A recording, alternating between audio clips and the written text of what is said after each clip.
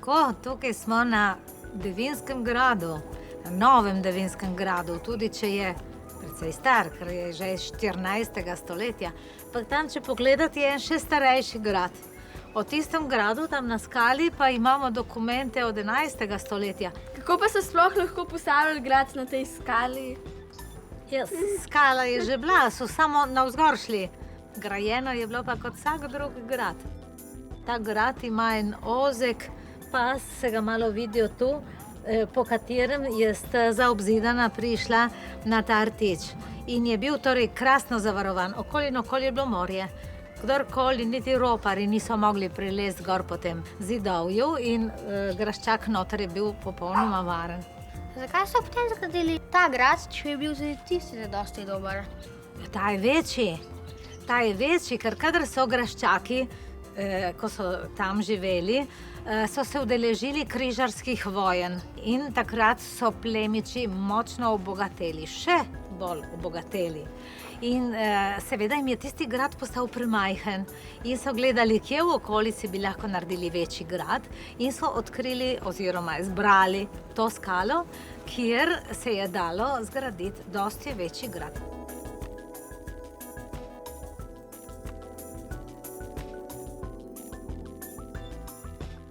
Poznate legendo o beli devinski gospe? Ne.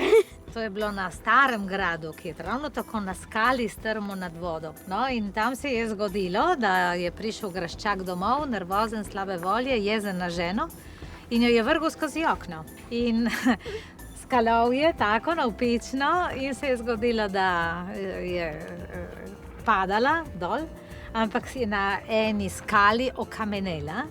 In še danes jo vidimo, če gremo s čolnom okoli starega Devinskega gradu, vidimo eno skalo v obliki ženske, pokrite z rjuho. Sem tu je malo grozna zgodba tudi tako. Je grozna, tudi zato, ker se ne konča tu. Pravijo, da ker je imela malo hčerko, 4-letno hčerko, je vsako noč hodila strašiti po gradu, ker je šla popestva to svojega otroka in zato je na tistem gradu so pravili, da straši.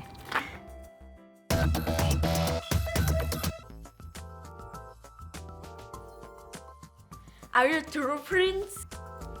Well, it seems to be, yes. What's your typical day? Like everybody, breakfast, shower, and then go and see for the mail, what kind of mail one gets, what kind of newspapers, if there are nice or bad articles in the newspaper. And then afterwards I go and see the secretary to see what's prepared for the day, and then organizing for the plants of the garden, to see if there's some work to be done in the castle, to meet people, and normal life in a certain way. How is living in the castle? Well, it's like living in a house, because in a certain way you forget living in a big place, because you eventually live in 5 or 6 rooms, if I could say. But normally, I tried all the bedrooms of the castle to see if there were no water problems or heating problems and whatever. But otherwise, it's like if you live in a flat. Which place in this castle do you like most? Well, I always liked the library, and then the Salotto dell'Imperatore, the one you'll see eventually afterwards, which is a place that I like quite a lot. And of course the garden. For me, the garden is the best part.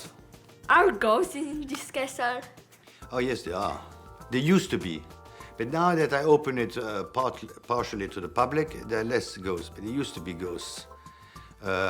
One says that when my father died in '86, the flag went down suddenly, very peculiar.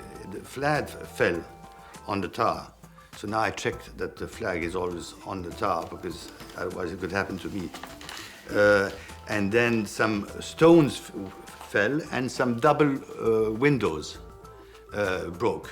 So there are some very peculiar things that one can't explain. I remember once there was the alarm that started ringing, and then the Carabinieri came. And in those days in Italy, you had the military service, the national service, and you had some young soldiers who were in the Carabinieri. And the Maresciallo, the sergeant major of the local Carabinieri, said to them, now you go and visit, it was midnight, go and visit the interior of the castle to see if there's someone there, because it's peculiar. And he said, no, we're not going. He said, well, you're not going. But they're ghosts. But he said, you're armed.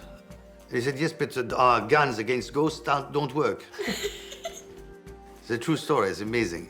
There might have been some spirits. Thank you very much. Thank you very much.